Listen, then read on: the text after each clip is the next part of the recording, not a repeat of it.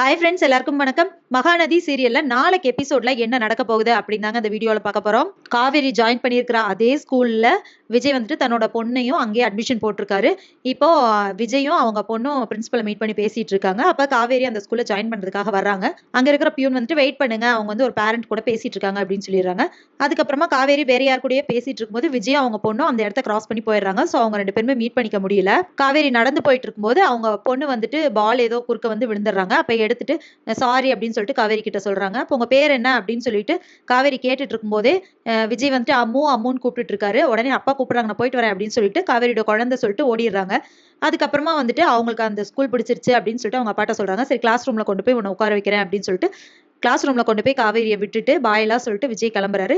இதே டைம்ல காவேரியும் வந்துட்டு அவங்க பிரின்சிபல் இருக்காங்களே அவங்களோட பேசிட்டு நடந்து வந்துட்டு இருக்காங்க. இதெல்லாம் கிளாஸ் ரூம்ஸ் அப்படின்னு சொல்லிட்டு அவங்களுக்கு இன்ஸ்ட்ரக்ஷன்ஸ் கொடுத்துட்டே நடந்து வந்துட்டு இருக்காங்க.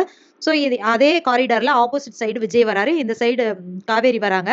ரெண்டு பேருமே மீட் பண்ற மாதிரி வந்துடுறாங்க. அந்த டைம் கரெக்டா வந்துட்டு பியூன் வந்து விஜய் கூப்பிடுறாங்க.